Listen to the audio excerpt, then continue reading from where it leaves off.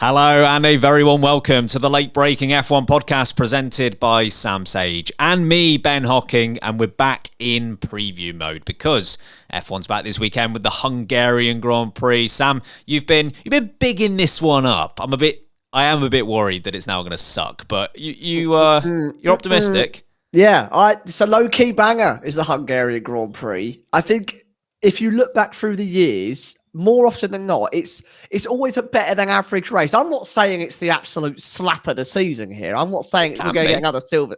We've had a couple, but I'm not promising that. But I am promising that it's going to be a good weekend. I think we're going to have a good time in Hungary. Thank you very much.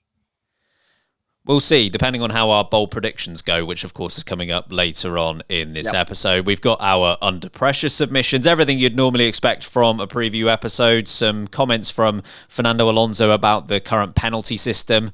You know that's going to be spicy. Naturally. But we are going to start with what is quickly becoming a difficult front of the grid to predict. And we're going to focus first on McLaren. So McLaren have come close to a win in recent times. Of course, they do have the win from Lando Norris at Miami this year, but arguably they've come up short a few times where they shouldn't have done. Sam, can they, and I guess how can they, avoid another near miss? Near misses seems to be the word of their season, right? The phrase of their season. It feels like it's general consensus around a lot of F1 fans and pundits and journalists that regularly McLaren throughout this season so far have had across the majority of races now, arguably since maybe just after the Japanese Grand Prix, the fastest race car across the season so far. They've been either equal to Red Bull or better than Red Bull in the majority of races that we've seen, and yet they've only picked up one Grand Prix win, and that, of course, as you mentioned, Ben, coming from Miami, which, you know, they're not luck into because I think there was a chance of them getting it anyway, but they were definitely aided by a safety car coming out to help Lando Norris because of the timing of that. Whether he would have got the win anyway or not, it's definitely possible. So I'm not going to take it away from him. But hey, you got to race what you get. And he managed to race where that safety car came out and he picked up the win. But I do think that win, and only one win, is disappointing when both Ferrari, Mercedes, and Red Bull now all have more than one victory. The fact that we're including Mercedes in that is pretty odd, right, Ben? I know that you've got on our notes here, they haven't won 3 races since 2021. And now they're on track to potentially win 3 in a row. Absolutely.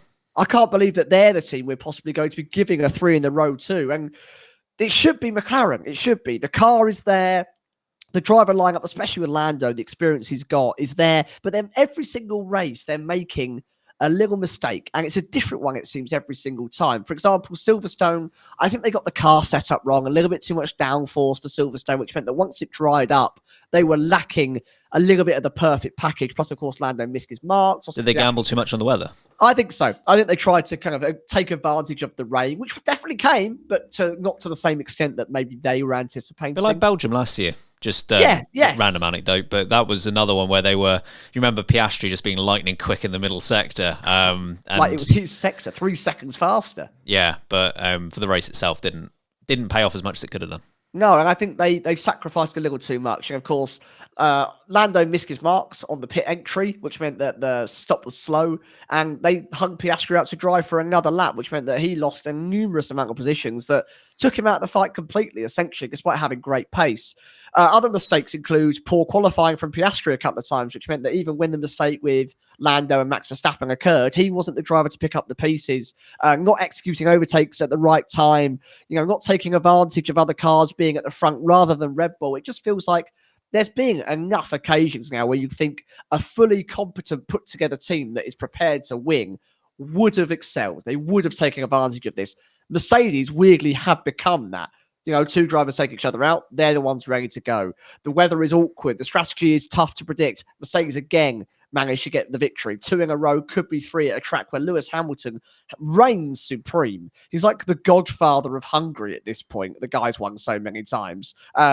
I think it's 8 again here at Hungary, isn't it? Yeah, Michael Schumacher the next with 4. So it tells you just how good he is here. If he wins again, he matches the Silverstone record he just set 2 weeks ago of the 9 Grand Prix wins in one location. Goes under the radar, I think, just how good Lewis Hamilton is here at Hungary. But McLaren need to excel. They need to succeed. And I think a track like Hungary could really benefit their car. Lots of sweeping fast corners, high momentum track. Through what we've seen in terms of the form book so far, this should be a happy hunting ground for them. I think if you look at McLaren and how they've performed since Miami, you could make a case that in all 6 of the Grand Prix, they could have won. They were all winnable. And of course, they're 0 for 6 in that regard. And you know, some of them were more winnable than others for sure. But I think you could look through all of them and say, you know, Imola, Lando Norris is only less than a second behind. He's absolutely in that fight. And arguably as well, people forget Piastri was knocked back 3 positions due to a penalty. He would have qualified on the front row otherwise. 2 McLarens in that fight rather than 1? I don't know. Maybe that's the difference. Monaco, Lando Norris was fastest in Q2. He wasn't fastest in Q3 when he needed to be.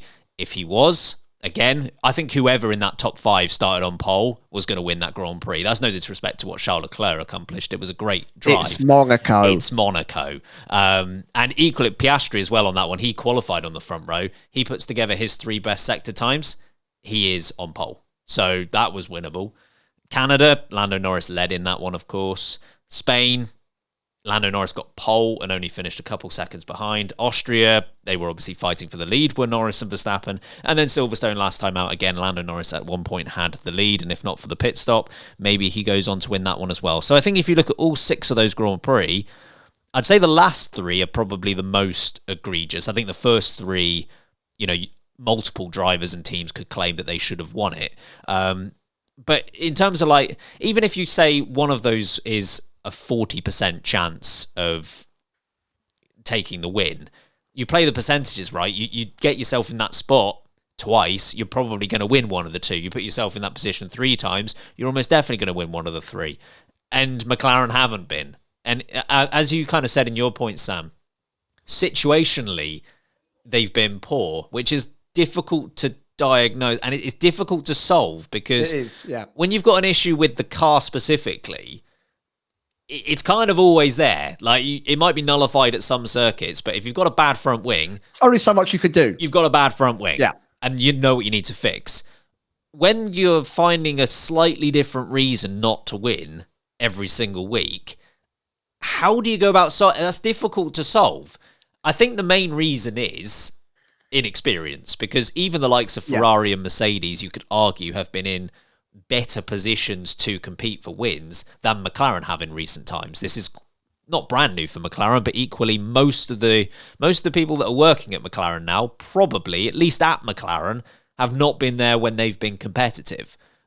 So time will help in that regard. But you know, if I was anywhere near power at McLaren, firstly, they wouldn't be near the top for much longer. But secondly, the first thing on the agenda after Silverstone has to just be communication and ensuring that from the pit wall to the drivers, they find a better way to operate than what they had. Compared to Red Bull, it was light and day.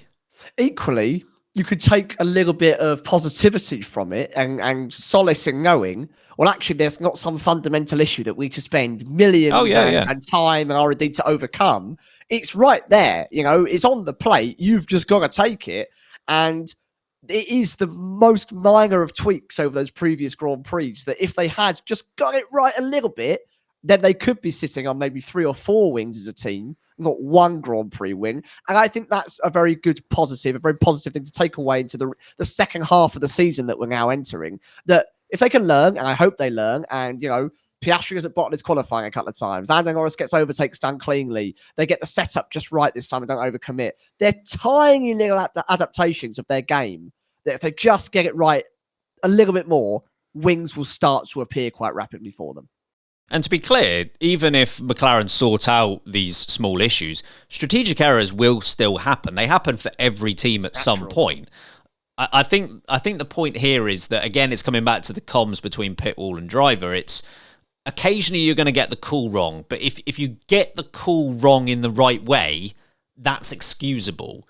In that, you know, Verstappen and Red Bull, they got the tyre right. It was better to be on the hard tyre.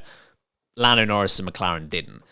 If you arrive to the conclusion in the same way that Red Bull did, but you arrive to the conclusion on the soft tyre, that's not going to work out for you. But equally, you know you've done it the right way. And you can then have confidence that for every one you get wrong, you're probably going to get 3 or 4 right. Whereas getting the right answer the wrong way, that's not going to work out most times. So I think it's more about structure and process for McLaren to really move themselves forward.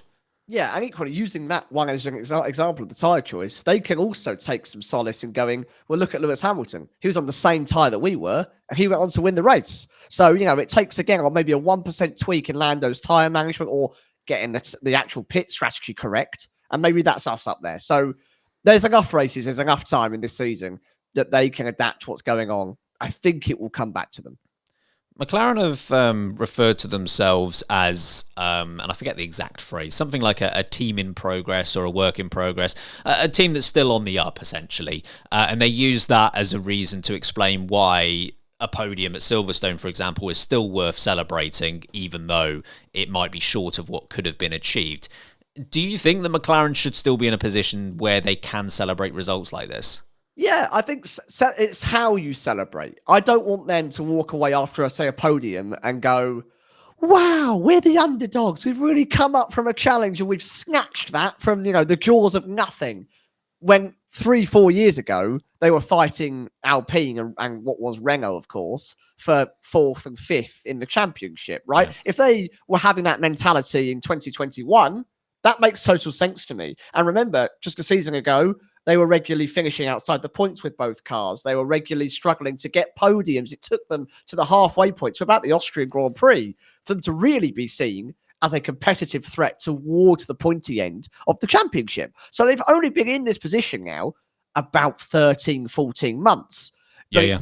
It does have to tick over to the point where they go, amazing, we've got a podium because we're working hard and that's what we deserve. And it's great to celebrate where we're at.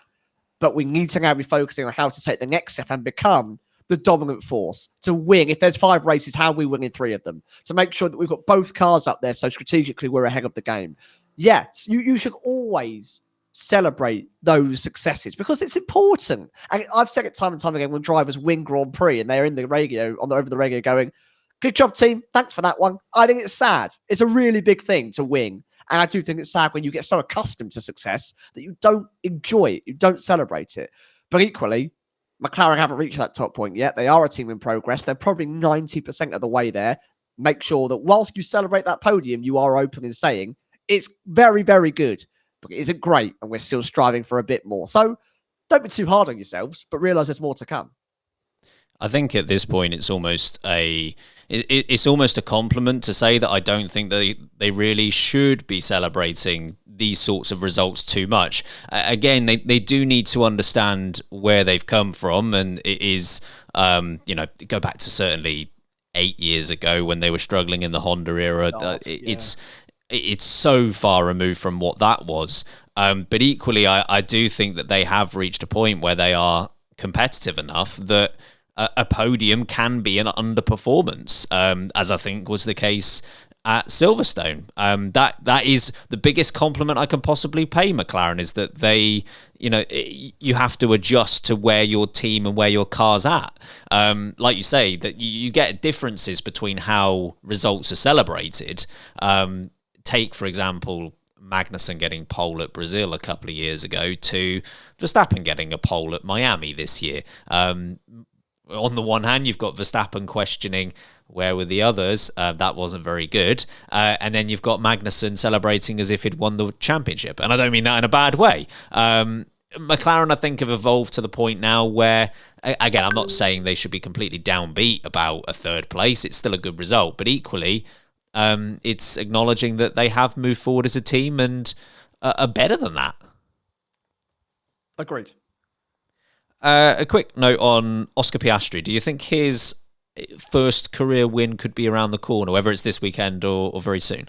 Yeah, 100%. From the performance he put together in Qatar last season, where he went on to win that sprint race, and even earlier where he was fighting at the front row. Remember, of course, as we've already mentioned in Spa, almost at his first half of his career, first half of the season, his first part of his career, he did a fantastic job there. He's been there or thereabouts. He's had a couple of flaps, he's had a couple of moments, and his tyre wear has often been the race management side of his game, has often been his weakness. I think it's starting to come back around. He's starting to curtail that issue and get it under control. But he could have, I think, had 1, if not maybe 2 wins so far this season. The obvious one is Austria. It was his fault. he mucked up qualifying, right? He went outside of track limits, got his lap deleted, had to start well down the back end of the top 10. And it meant actually, despite a great comeback from him, it was his own doing. It's the reason why he had to have a comeback was because of his own failure. And if he just got the lap together, even if he qualified behind Russell, I think the car was there. I think his pace was there to have beaten George Russell when the incident between Norris and Verstappen happened. Spain as well, that was a problem for him. Made a mistake again in qualifying, setting back. I think he could have been much closer to that fight with the front lot as well. So I think it's right there. I think he's on the cusp of at least the first full Grand Prix win. Again, it's just about McLaren himself getting the communication, the setup, the strategy, just one clean weekend all together where he is able to put together a full package moment and get it across the line. I wouldn't be shocked if we see him as the 7th different race winner this season.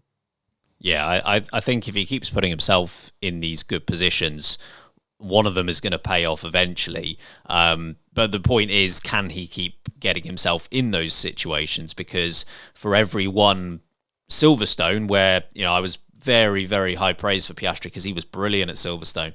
For every one of those, there's been another Australian Grand Prix where that should have been probably a 4-car fight for the win when Verstappen retired between the 2 Ferraris and the 2 McLarens.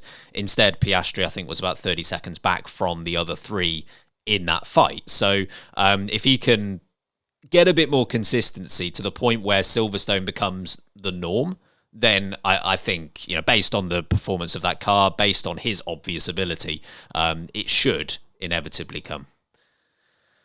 We'll take our first break on this episode. On the other side, we've got some more Hungary preview. We're looking at Red Bull and we're looking at Mercedes.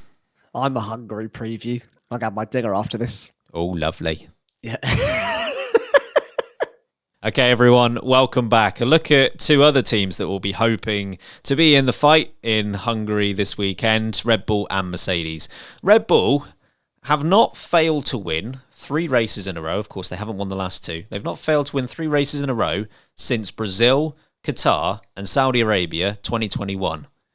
Mercedes hoping to win 3 races in a row for the first time since Brazil, Qatar, and Saudi Arabia 2021.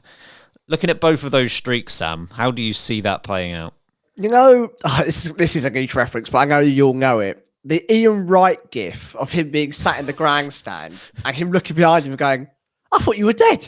Do you know the one I'm on about? Of course I do. I love Ian that Wright gif. is Red Bull, sat there being like, wait, I thought you was dead.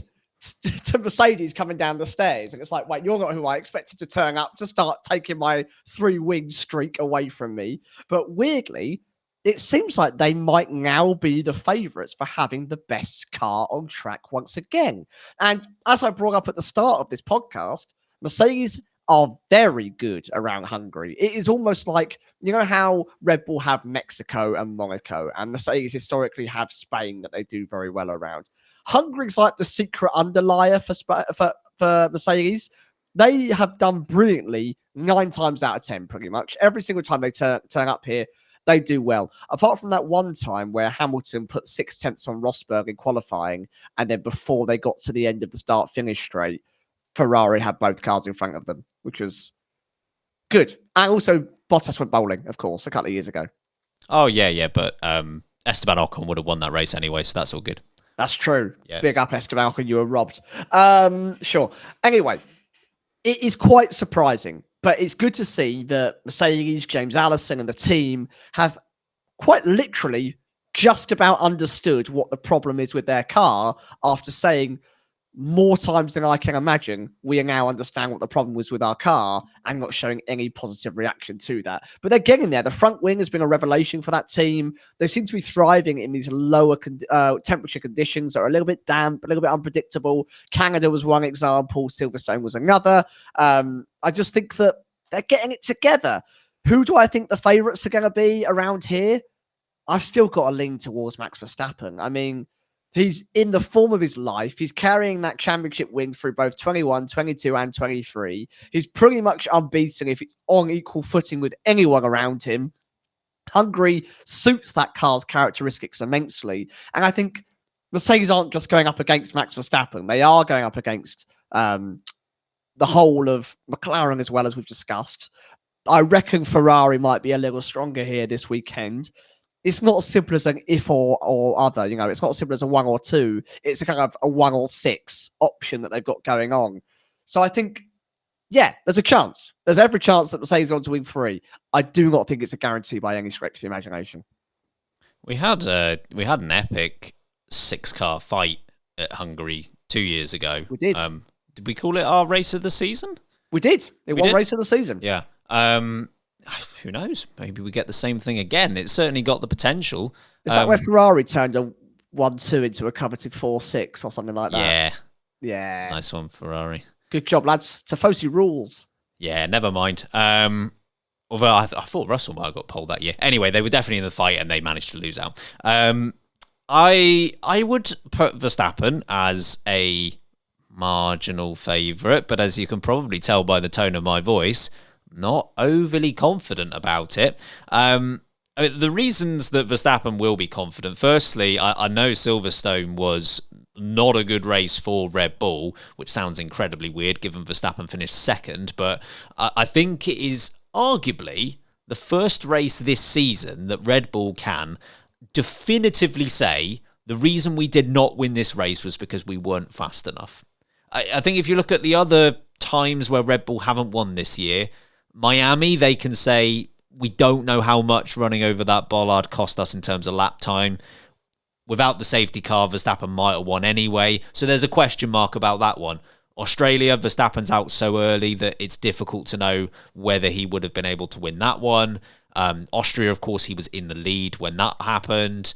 I feel like, even Monaco, I think if he strings together that lap in Q3, again, I know I said it earlier, whichever of those top 5 qualified on pole, I think would have had the pace to see off the rest. So I think based on that, Silverstone you could point out as the first race and the only race this season that Verstappen will say, I didn't have the pace to win that one. In which case, it might just be a weird outlier. The other reason that Verstappen will probably be quite optimistic, and I don't normally go too much based on what's happened in previous years, but he was very, very good last year at this circuit. Yeah. He won the race by 33 seconds. That might well have been his biggest win margin of the season. If it wasn't, it was close. I don't think there were many that... I think it might be the best that he had. But that works out at half a second per lap, pretty much. That's a good advantage to have. They were very, very good here last year. But, as you've already said, Sam, there are reasons why I can't be any more than not very confident in Verstappen as the minor favourite, because potentially 2 McLarens in the fight. Hamilton, you've called him the godfather of Hungary. Just my notes, I've put king of Hungary, so I feel godfather's better though. So Hamilton is the godfather of Hungary. George Russell had pole position here not that long ago. Mercedes, Hamilton, didn't he? Well, yeah, Hamilton had pole. Yeah, Hamilton had pole last year, and then Russell the year before, right? Yeah, yeah. So and Mercedes are bringing upgrades as well. So if they work, that could be great for them. And you mentioned the F word, that being Ferrari. I know sometimes the comparison between Monaco and Hungary is overplayed. It is definitely overplayed, but there are similarities between the two tracks. They were very good at Monaco. Maybe they'll be a bit more competitive this weekend, and actually we'll have 8 cars in the fight. But of course, that would rely on the other factor, which would make Verstappen a little bit nervous, is that Perez has been anonymous in the fight recently. Yeah. Have you seen the state of the track at the moment? I haven't. Hungary's underwater. Well, Hungaroring is underwater. Not all of Hungary. But it's supposed to be absolutely baking this weekend, right? Well, I'm hoping that a lot of evaporation happens, because currently the pit lane, which is the highest point on the racetrack, is literally, if you were to step out of your car into the water, it will go over your shoes. Oh, lovely. Yeah, it doesn't look very good. Well, I'd say Lewis Hamilton will like that very much then. Boat racing it is. Boat racing it is. Should we do some bold predictions? Oh, you know what? I'm fed up of Harry Eid being positive. Let's put him in the mud. Speaking of Harry Eid, we do actually have a bold prediction from him. Before we get there, giving Live Laugh Latifi some attention, of course. Gather around, little children, and listen to my song. My F1 bold predictions, and how they'll all be wrong. we do have a bold prediction from Harry. It's not going to count because he's not here to. I've told him to send something in. It doesn't. I've tricked him because I'm not going to count it if it's Funny, right. isn't it? Yeah, it's just really funny. But he might get it right because he got the last one right. He said that Lewis Hamilton would win at Silverstone, and would you know it? Man won at Silverstone. So we'll see what he's got to say this time. Hello, everyone. Yes, the lightest of late breakers here. It's me, Harry. I promise I am still on this podcast.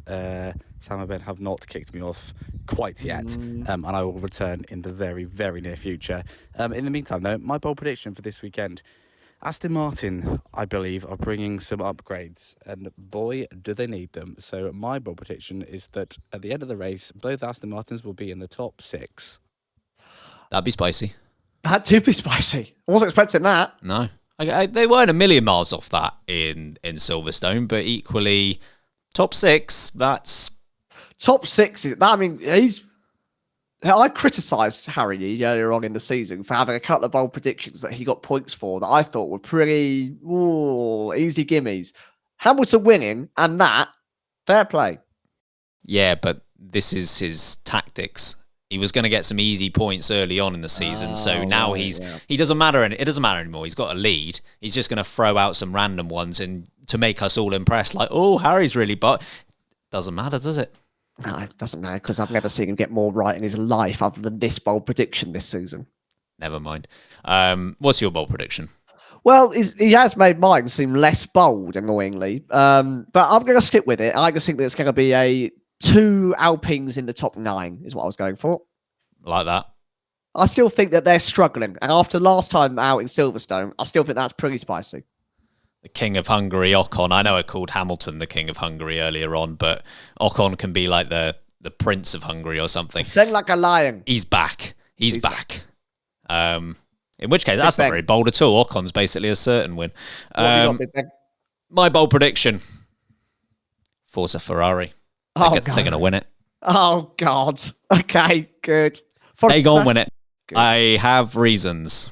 Do you? Okay, hold on. Firstly, not going to say that it necessarily makes your bold prediction change, but who? I'll reveal in my poll 1, 2, 3 in a moment. Of course, okay. And then what are your reasons then? Is it's Monaco without the barriers? No. Vibes. Oh, Italian vibes. Yes. Would you like me to expand on that? Pizza. Because I can't. You should expand on it like the dough that rises. I don't know. They have done okay at tracks that aren't high speed. Hungary is not the most high speed track in the world. They might be all right here. I don't know. I just like I want to see them in the fight more than anything, so I might as well predict it. I can't wait for Leclerc to lead the entire Grand Prix and then run out of petrol on the last corner. I swear to God, Shaw. You've had a lot go. Have you got one right yet? No. I don't think so. Yeah, you're bad at this. Yeah. Never mind. Never mind. Poll 1, 2, 3. We've got another Harry Eade submission for this one. My poll 1, 2, 3. I think it's a return to form for. Well, I say return to form. I think McLaren are going to actually convert it this weekend. So I'm going to go pole position, Lando Norris.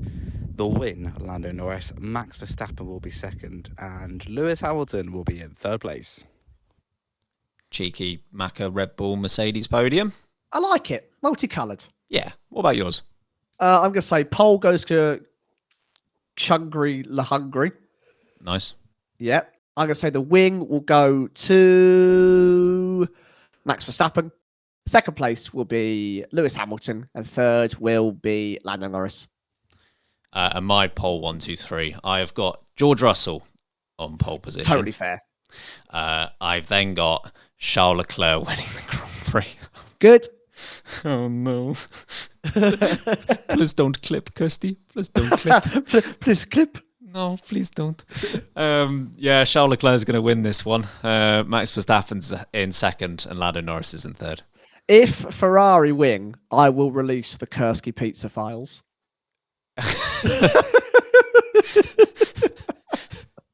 No one knows what it means yet, but she hates it. It's not even anything. No, literally a picture of her with a pizza that she hates. Yeah. Okay. We're going to take our second break on this episode. On the other side, we've got some under pressure submissions.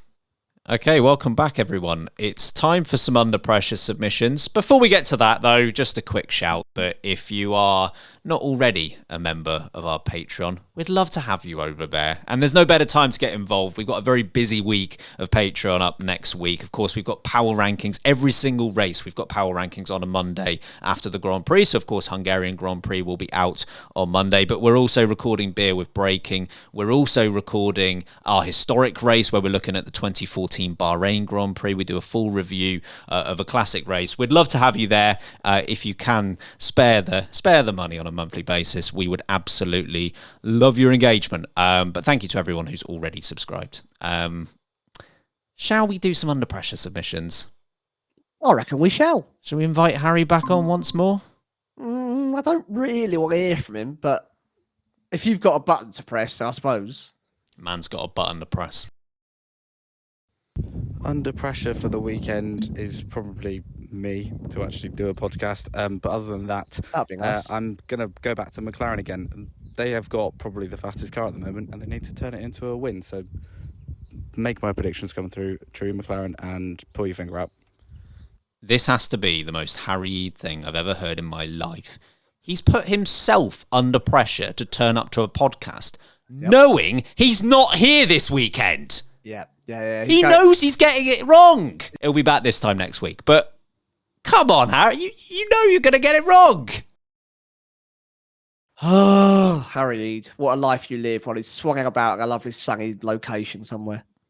What about your under pressure, Sam? Well, I'm going to go the other way, funny enough. I'm going to go for Forza Ferrari because, Hungary's like Monaco without the barriers. And they were very good round there. And it's about time those upgrades decide to bloody work. So, Ferrari, pull your finger out, sunshine. I'm going to go with a driver rather than a team. And I'm afraid here that I might be copyright striked by our good friend, Joys That Kill. But I am going to go with George Russell. Probably not for the same motivational reasons that Joys That Kill has, but I am going to put George Russell under pressure, which might sound weird given he won in Austria and it wasn't his fault that he wasn't in the fight at Silverstone. However, I was thinking about the situation at Mercedes the other day, and I'm going to speak your language, Sam, in the form of an office theme. I'm happy. So, you know, the classic meme where you've got Dwight in front of the camera and he doesn't realise that Angela is directly next to him. Yeah, staring at him, yeah. So Dwight is George Russell and Angela is Lewis Hamilton. Okay. Because how is there 1 point separating these two drivers? There is 1 point in it. George Russell has had the measure on Lewis Hamilton for a good chunk of this season. He wasn't beaten by Hamilton in the first 5 races. Of course, he won at Austria. He's been dominant in qualifying, yet that Silverstone result has really turned things on its head, and now Hamilton is right there. Now, you might say, well, they're not competing for a championship, and that's very true, and Russell's seat isn't at risk or anything like that. But equally, with probably Antonelli, or at least someone else coming in to partner him next year, he would like a win over Hamilton this year to just assert that this is his team. Because if he doesn't, that opens the door for someone else coming in, doesn't it? So he could do with a result just to go, all right, Gramps, this is my team now. Over to one side. Gramps. I think swings and roundabouts is old Formula One, isn't it? So I think whilst George has had an unfortunate retirement, I think Lewis Hamilton will have some bad luck will come his way. I think, when you've got that qualifying record and the consistency he's displayed, I think he'll be fine. He just needs to keep it up. Well, that's what the three of us think, but what do some of our Discord members think? Well, we've got a first-timey, and thank you. We always love a first-timey. Love a first-timey. You've jumped in the Discord. There's going to be 3,000 of you in the Discord. And we're going to say big up to Blazy, who is done a first-timey here. So hello, Blazy. Welcome. Hey guys, Blazy here, newer podcast listener and first time submission. My under pressure team is Ferrari because they've been pretty awful last few races, and this is a track that should actually suit them with the low speed corners. And they should be fighting bare minimum for a podium on pace, not like a Carlos Sainz Austria podium. And Charles Leclerc is my driver under pressure because he's actually been pretty awful in qualifying recently, and we can't just keep blaming strategy on Ferrari. He's got to get better. Okay, not just a strategy issue, Ben. Yeah, I still can't put the Silverstone one too much at his feet because, again, they did change the car completely overnight. That's not the best thing you want to be dealing with before a tricky qualifying session, given that they didn't have a lot of practice time either. It's like practicing 100-meter sprints, going to bed and waking up, someone's taking away your training to put down tissue boxes for you to run in. You're going, well, why didn't you win? I can't really run in a tissue box, mate. But I mean, you're absolutely right. They do need a result, and you're completely right to bring up the Carlos Sainz podium as well in Austria, because whilst it happened because of other things around him rather than and Sainz was good that weekend. Don't get me wrong, but that car, Silverstone as well. Yeah. But if that car wasn't there, so they do need something on pure pace. I agree with that. Agreed. Moving on, we've got the Southwest Pest, Bristol Liam. Right, lads. Under pressure this week is my Papaya Boys McLaren. Get a strategy right. You have the fastest car. Abuse it like Red Bull did last season and win a championship for yourselves. Cheers. Get the strategy right. That sounds like the Southwest Pest. Gonna get going for you, Liam. But yes, fair shout. Totally fair shout. Coming up next, it is the quality named as always, Wet K-Mag. It's your favorite of Gene Haas's close personal friends here, Wet K-Mag. My under pressure is Sergio Perez. At the beginning of the year, it was, well, the other top teams are beating him. But now Hulkenberg and Haas is making him look silly. He needs to pull up his socks if he wants to stay in that seat next year. Love the podcast. Join the Patreon. So the worst part about Perez being the one under pressure is I think we've all just glazed over it at this point. Well, I think he is under pressure, but equally he's not necessarily more under pressure or less under pressure. I think that's probably why. It probably depends on how much you think the threat of someone like Ricardo, Lawson, Tsunoda is to that seat. Like, would they actually pull the trigger and do something mid-season if Perez doesn't improve? The more you believe that is a possibility, the more under pressure he is. Agreed. We've got the biggest George Russell fan known to planet Earth. It's Joy. I don't care what any of y'all say. Lewis won on pace. That's close enough. A Merc got on pace. George, it's your turn. Under pressure, you gotta win on pace. And I'm the only one that's cheering for you, apparently, because everyone else in the Discord isn't a George fan. Where are all the girls out there that are George fans? Me. Find me, please. I'm all alone getting attacked. Did you not hear my under pressure? I'm a George girly. Come on. You slay, Queen. Yeah. You slay. Coming up next, we've got Lance. This is Lance, friend of the podcast and training, better than Stroll, with my under pressure submission. It would have been Harry, but since he pulled a Yeet Stradamus and got his bold prediction right and his 1, 2, 3 right, I feel like I can't call him out, even though I told him to switch his fantasy team and he didn't listen in the Discord. I guess under pressure, it kind of has to be Horner. He gave Perez that deal and he's looking bad. Max can't dominate like he used to. I guess it's only Christian. I mean, it's made a fair point there. It's almost like when a child misbehaves and you go, well, after so long, who do we really blame? The child or the parent? Yeah, I mean, to be clear, when we put Perez under pressure, it's like Perez is. This sounds so patronizing. He's trying his best. Like, Perez is just doing what he can with the car. If that's not enough, then we'll say so. But equally, he's not the one determining whether he's racing there or not. So I understand that Christian Horner might well be picking up heat for it. It makes sense. Yeah, I agree. I mean, there's more he could do, but he's being given the seat to do it. Yes. Up next, we've got Vita Volta. I'm sensing another Mercedes win. So under pressure this week will be all the pumpernickel bakers because Papa Toto be feasting. It might be my favorite part of this show, that people doing awful Austrian accents is saying Pumpernickel is starting to catch on. Feasting. Yeah, we be feasting. George, you got to get the win. For God's sake. Beef is hungry. Hello, hope you're well. It feels like so long ago since I spoke to you guys. We were in person. How crazy is that? Life update. I had a girly day. I've had many a drunken night / day. I've got a new tattoo and I've been away in Wales for a couple of days. So I've had a lovely time. Thanks for asking. Under pressure, I'm going to say Max because it just feels a bit weird for him to not have a win recently, Okay, bye. Poor lad hasn't won in 2 Grand Prix. He still leads the championship. Washed. Under pressure, mate. You're not good enough. Good. And then, you know what? Virgil's coming with the apology. Hope it's not too late. Well, you're not, mate. You're welcome. Easily in time. It's not like the countdown to the end of qualifying. You've drifted through with 3 minutes ago. So, welcome. Hey, y'all. It's Virgil, your favorite Floridian. So my under pressure for Hungary is a 2-parter. Strap in, boys. Here we go. We got off track, Carlos Sainz. Buddy, you got to sign a contract in order to be employed next season. Might want to get on that. And part 2, on track, we got Sauber. They've established what a pit stop is, but not what a fast car is. So, yeah. Anyway, love y'all for the podcast. Bye. Virgil, 2 questions. 1, I didn't know I had a favourite Floridian. Good to know that I now do. That's not a question, it's a statement. Secondly, are you driving your car while you're doing this?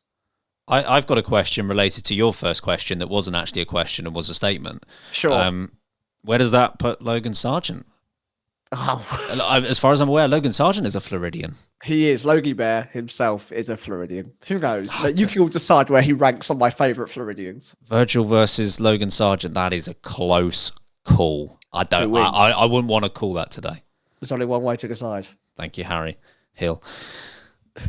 Thank you very much to everyone who submitted. For those that we couldn't get to today, our apologies, but keep submitting because we do a lot of these per season. Of course, they're on every single preview. We do Moment of the Race on every single review as well, so we're always excited to hear from you.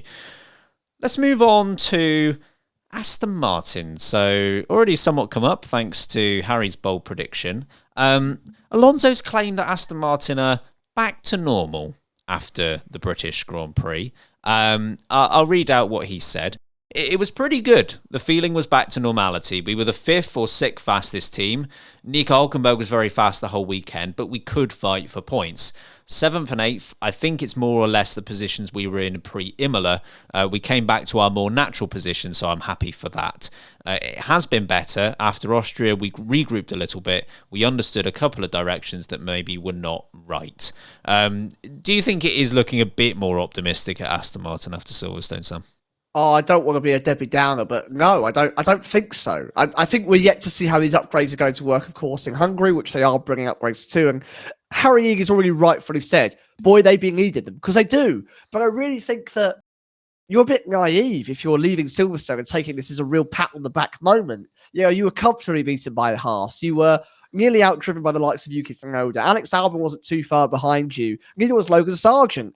It's, the fact that you finished where you finished when 3 of the top 8, who the normal top 8 in Russell, Leclerc and Perez were nowhere to be seen, allows you, I think, to walk away going, we did pretty well. But actually, you had those back into their even semi-standard positions, and they're essentially out the points again. They're fighting with Williams for 12th and 13th. And I don't think that's very positive. I think that's very different to where they've been the previous 4 or 5 Grand Prix. So whilst I understand Alonso's optimism, I think he's trying to be positive about the direction the car's going in.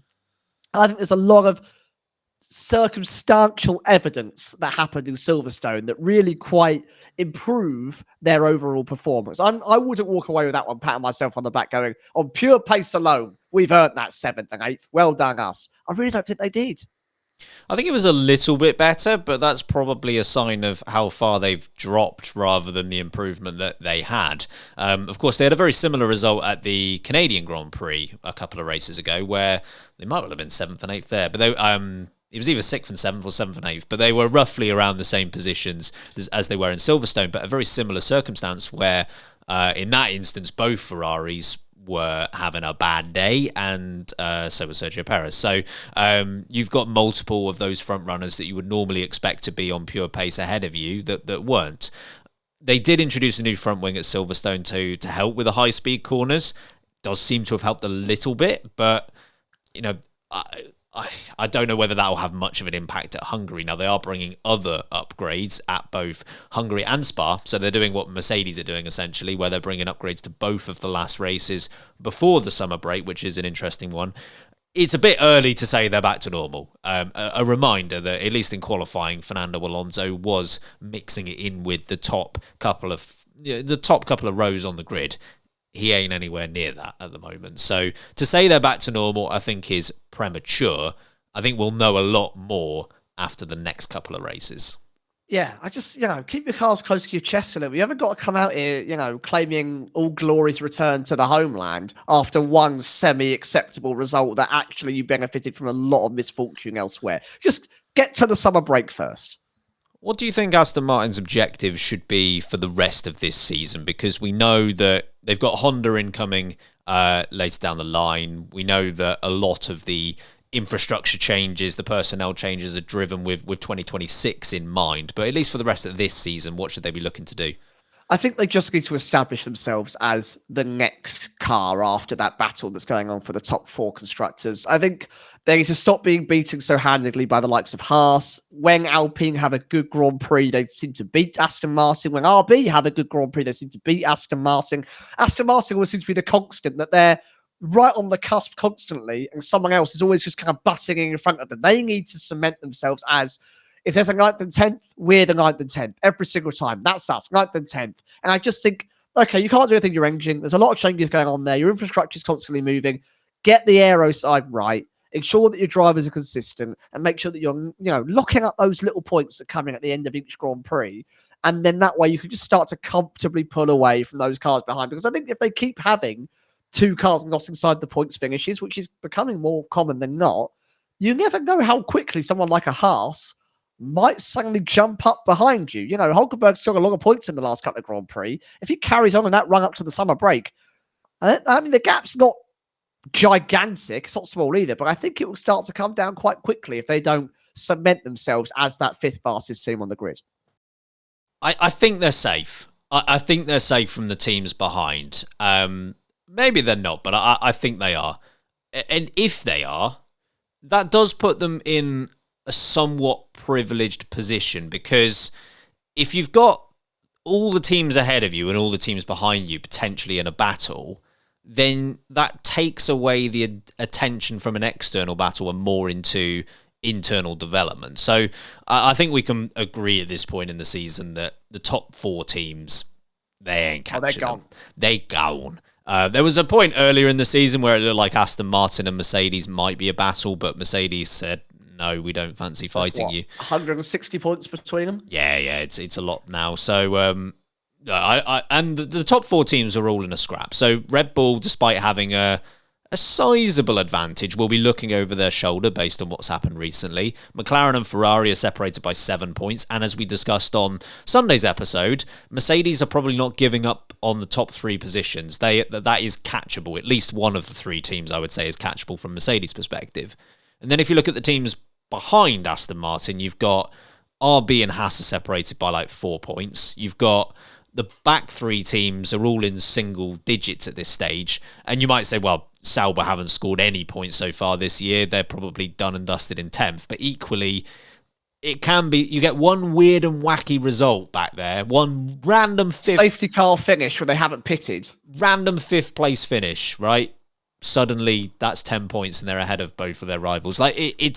So I do genuinely believe that all of the other 9 teams are in more of a battle than Aston Martin are, and I do think that's quite a privileged position. I think they should have 2 focuses for the rest of this year. Focus number 1, upgrades need to work. That's a start. I mean, they haven't, as Stroll, this is coming from Aston Martin themselves. They are claiming that no upgrade has worked in the last year. Maybe that's now turned around thanks to the front wing from last time out, but they just need they need something to work. even if, and I'm not even that concerned by outright performance either. Like, if they bring an upgrade that they think will improve the car by half a tenth, and it does exactly that, that's a win.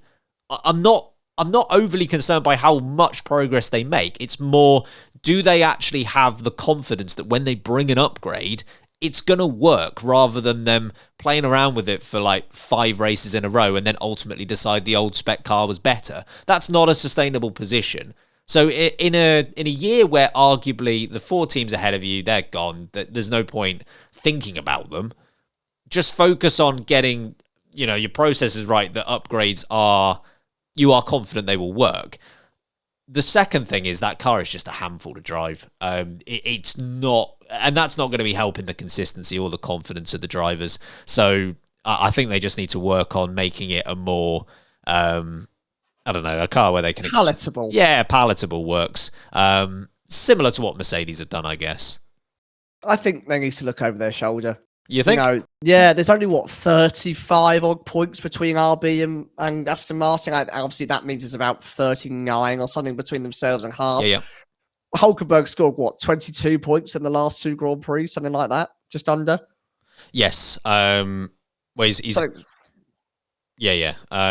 about that. It's about 20 points he scored in the last couple of Grand Prix, because he's had, 2 6th places? Yeah, so 16 for those. Yeah, and then he got a couple of points in the race beforehand. So... that's a lot of points. That's more than Aston Martin been scoring, really. Only Silverstone did they get the proper points haul. And like I've said, I think that was a one-off. I think the Haas are more... I don't think RB are the real threat. I think they're in the same position as Aston Martin, in that they can't seem to get their upgrades packages functioning. Haas are the ones taking big leaps forward, even without teams having DNFs or struggling. The Haas are the ones that are regularly the ones to then be there. They're the ones picking up the places. 12 races to go. That's a lot of points that are still on the cards. I think they've got to be careful. The reason why I am less optimistic about a fight is that despite what Hulkenberg brilliantly achieved at the British Grand Prix, Aston Martin scored 2 more points than them. Yep, fair.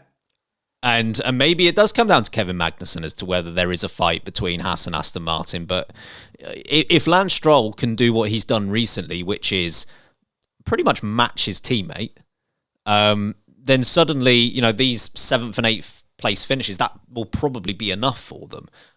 What they can't do is afford a step backwards, because if they do have a step backwards and Haas keep delivering these 6th place finishes, even if it's only one driver, then yes, that is a dangerous gap to have. But if they've got the consistency between the 2 drivers, as they seem to have done a little bit more recently, then I'm a little bit more confident. Totally fair. I think it'll be close. I'm not saying it's going to go down to the wire, but I think it's going to be closer than what it looks like now. Oh, and of course, RB are going to come in with their top 5 finishes soon. I assume Surely, that's coming at some point. They've teased us for so long. I can't wait for them to now spring it upon us. Dear. Ricardo win at Belgium. Okay. We'll take our final break on this episode. On the other side, we've got some comments from Alonso about the F1 penalty system. Come on, here we go. Okay, welcome back.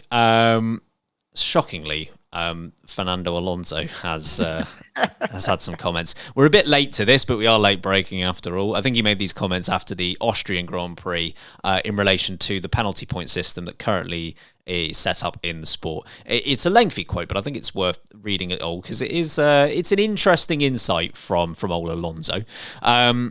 I think when penalty points were introduced, it was to avoid dangerous drivers who keep accumulating penalties without a race ban. I think now we are mistaking racing mistakes with dangerous driving. I made a racing mistake at turn 3 and I hit Zhou and I deserved a 10-second penalty. What I don't get is the danger involved from those manoeuvres, because there is no quote-unquote danger. We are taking away the incentive to try an overtaking manoeuvre, because if you make a racing mistake, you will get penalised with penalty points. So it's better sometimes to stay behind, because they are just promoting only DRS overtaking. You cannot make an attempt to pass anyone, because it's going to be penalty points for one of the 2 drivers. So this is, for me, wrong. Now I think we've definitely never had so many rules as we have now. We cannot overtake on the pit lane. We cannot go fast in the pit lane. We cannot go slow on the track. We cannot do basically anything. This is probably over-regulated, and we drivers feel frustrated sometimes, teams as well. A quick reminder on the penalty system as well. You need 12 points over a 12-month period to get a race ban. Alonso currently has 8, and I believe none of those points come off his record for the rest of this season. 15 rounds. 15 rounds, which, of course, would see us through to round 3 of next year's championship. There's a lot there, Sam, to unpack, but what are your thoughts on his comments? I'm quite conflicting about a lot of what he said, actually. And the first thing that it always makes me laugh when this happens, we've regularly said that if a driver or a team are bringing up a problem and they've not actually been affected by the issue, they genuinely feel it's a problem. They've looked into it, they've gone, we don't like how this works, or it's unfair and it's not good for the sport. But Alonso has not really mentioned this publicly at all. He's been slapped with a penalty and some penalty points, and immediately he's come out and spoken to the media and gone, well, I don't like how this works. And that always makes me laugh. And, a driver's only bothered by something when it starts to affect them. And actually, they haven't complained about it since. But equally, I totally understand what he means by, does it prevent overtaking? Does it cost drivers ambition? Does it stop them from trying something on the track? Because I do think that the mistake he made in Austria at turn 3, where he went into the back of Zhou, I don't think it is worthy of penalty points. I think it's worthy of a penalty, and I'm glad that he openly accepted that he deserved a penalty in the Grand Prix, because it was entirely his fault. But it wasn't malicious. He wasn't driving to inflict damage. He wasn't attempting to cause difficulty. He made a mistake. And when racing drivers come close together, sometimes they make mistakes, and you get penalised using the penalty system. And that should be enforced. Now, this stems from a wider issue that I think the stewards have been going through for a long time, which we've called out almost for years now, is the inconsistency and misunderstanding of how penalties should and are applied for the majority of incidents. Is proper damage caused? Is one driver out of the Grand Prix? Has someone lost positions? Have they just bumped wheels and everyone's got on with it? They always seem to judge based on result of incident, not the actual collision. We've moaned about this time and time again. I think this is happening with the point system, the penalty point system as well. I don't think Alonso deserved penalty points for this. Yeah, it was an unfortunate accident. Accidents happen in racing. What I don't like about his comments are, we can't go fast in the pit lane. I can't go slow on a racetrack. So all things that are inherently dangerous to do, Fernando, you can't do anymore. It's like saying, I can't carry a knife with me anymore. Good! I'm glad you can't have a knife in your pocket, because it can hurt someone and you don't need it. You don't need to go slow on the track, Fernando. You don't need to overtake in the pit lane either. There's many ways of getting around all this, which they've done, in my opinion, with good ruling and pretty safe. So the other question I had for Fernando here is, has anyone not made an overtake on a racetrack because they've thought, I might get some penalty points here. I wouldn't want that. We've joked about it once or twice this year relating to Kevin Magnussen when he's been almost side by side and we're like, no, K-Mag, don't! Back out! Who knows whether that's actually impacting what he's doing, but you could argue that his style has been toned down recently. He's been very calm, hasn't he? So maybe that is impacting the way he's driving. But I don't think, unless someone is very close to like Magnussen is right now, I don't think anyone else has got that in the back of their mind. No, I think Fernando is, again, he's a clever lad, is old Fernando Alonso. I think he's trying to use other circumstances around him to back up his argument, essentially, here, because he's a little bit ticked off about something. But overall, I do think he's right. I do think that too many penalty points are being applied for things that are not dangerous driving. Mistakes are made, crashes happen.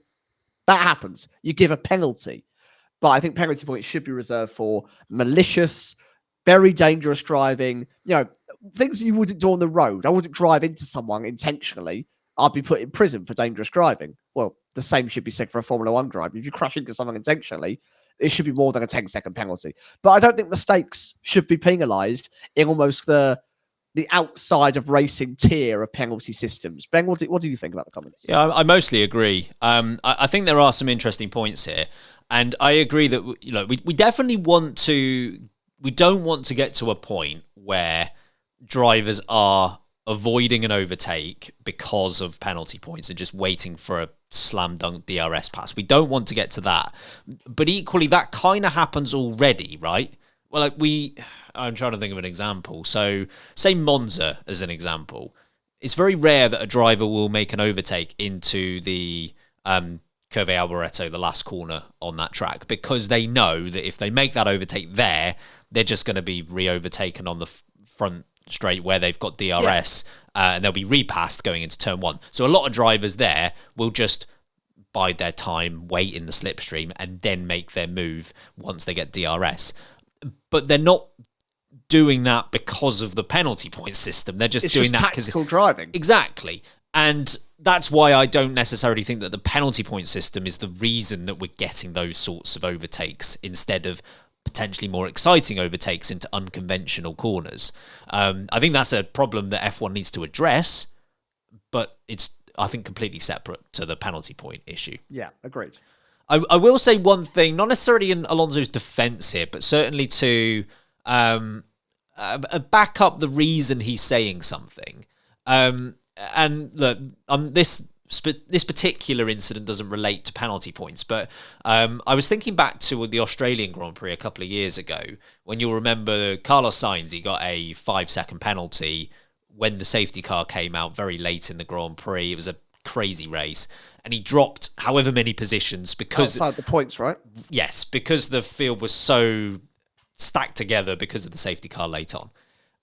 Sainz collided with Alonso that race for the penalty. It looked like a slam dunk penalty to me. Alonso afterwards he's always erred on the side of let's go racing, because I think he basically said racing incident, and that's kind of how he's always been. So I do at least respect, again, that's not strictly talking about the penalty point system, but I do understand that Alonso has always been that sort of a racer. But I think the points you raised on like the difference between ambitious moves versus dangerous driving needs to be established, right? We don't want to treat incidents where a driver's gone for a move up the inside and it hasn't quite paid off. We don't want to treat that the same as dangerously moving under braking or driving someone basically into a wall. Like, there's got to be a separation. I do think we need some sort of a system. So I whether the right system is the one we've got at the moment, that's up for debate. We need some form of a system, because if you don't, you run the risk of more ambiguity, less consistency. And as you already mentioned, we already complain about that. We don't want to get to a point where there's no penalty point system and the stewards or the FIA have to decide, oh, that person's picked up quite a few penalties, so they're probably dangerous, so we'll probably ban them for a race. That's not going to help anything. We do need a system.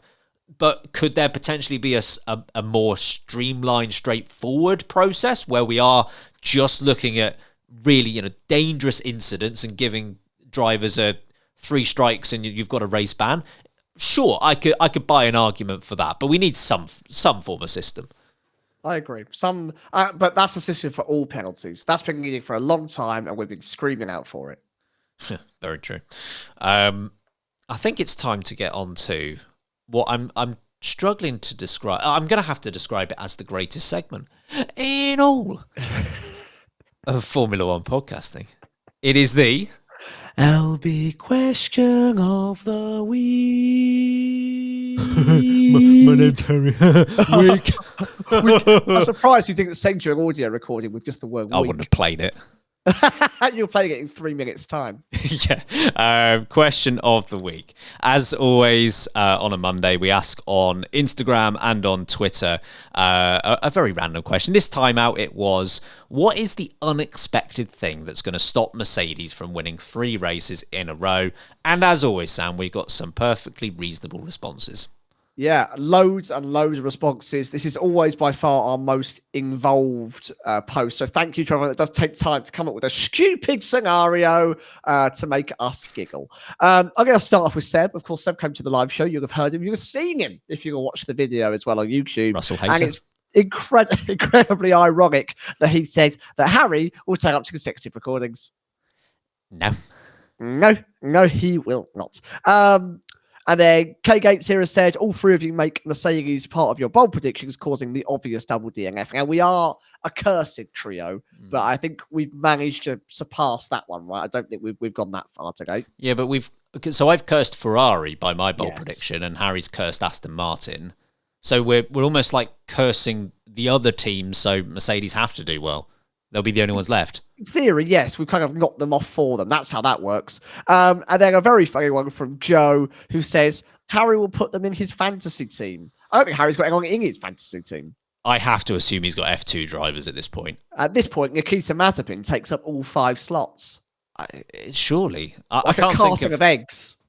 Yeah, I can't think of any other perfectly understandable reason. Those are very good answers. Plenty of pumpernickel as always. From, pumpernickel shortage. Thank you for the references on the pumpernickel. Olivia, Otmar's 9 children will get super hungry and storm Hungary in an attempt to reach the sausages. I wonder how tired the nation of Hungary gets with them being related to the word hungry. A lot. I'm sorry, Hungary. All of you. Did you hear that Turkey have changed their name to not be Turkey anymore because of the relation to the animal? What's it called? Turkey, which is the official way of saying it in Turkish. Fun facts on the Late Breaker podcast. There you go. You didn't know that, did you? What else have we got here? Callie, Alpine's Trent Alexander-Arnold will sneak into the garage and sabotage the car. He needs a win. It really does. James, the real Fred Flintstone, appearing on track and giving George a run for his money. Oh, good. Yeah. A good answer from a different James. Williams hires all of their mechanics. They have got everyone now. Yep, true. Clever answer from Sergio. They get so confident they reintroduce the zero side pod concept. Please, no. No, not again. You've just got it right. Please don't do that. And from Josh, Mr. Bean jumps in a Haas at the final pit stop. The camera doesn't leave his face, and no one realises that Merck even finished, let alone get a top 3. That's, great, because obviously Rowan Atkinson was at Silverstone and got the panning. And did you hear in his interview with Martin that he was definitely doing a Murray Walker impression the entire time and he did not pick up on it? Yeah. Master of the Sun has also said Mr. Bean in a Mini Cooper, which I would love to see. 2 Mr. Bean answers. 2 Mr. Bean answers. We're becoming a Mr. Bean podcast. A Beancast, I dare say. Oh, that has a nice ring to it. One from Twitter as well, Merked in real life. Toto, George, you have a pigeon in the airbox. He was after the pumpernickel. We have to retire the car. George, crikey. Should have played the noise. There we are. Doesn't get played a lot, that bit of a jingle, does it? No. I'm not quick enough with the You're not fast soundboard. enough. No. Much like Mercedes. And final one from Colin for me. They cannot afford to sharp for the race after Mang, who doesn't understand the value of money, has taken control of the team spending and subscribed to the LB Patreon, which you can do. At a more reasonable rate than that guy subscribes at. Again, if Mercedes want to spend all of their money on our Patreon, I will not complain. Yeah, we promise we won't have a go at you or complain about poor performance or anything like that. If you think, these late breaking boys, they can't be bought, we absolutely can, yeah. Oh, well, we can. You can buy us, and we can advertise prices for you privately if you'd like to find out. I think we should probably wrap things up here, Sam, if you wouldn't mind, until the weekend, getting us out of here. Oh, yeah, we've got a juicy qualifying review show and a full racing, of course. We've got the power rankings on Patreon as well. So loads of content coming your way, all about the Hungarian Grand Prix. We're hoping for another banger. Folks, join us on social media, Late Breaking F1 Podcast everywhere. You can watch us on YouTube, Late Breaking F1. I'm going to be doing a live stream across qualifying and the race on our Twitch channel, Late Breaking Podcast. You can join the Discord. So remember to do your submissions as well. Patreon's available. Don't forget you can still join our fantasy, and we've got a PO box that you can send stuff to, which we're going to be opening something in our Beer with Breaking episode next week as well. So thank you so much for everyone that always gets involved in those. We love you. We're going to leave you. We'll see you very soon. In the meantime, I've been Samuel Sage. And I've been Ben Hocking. And remember, keep breaking late.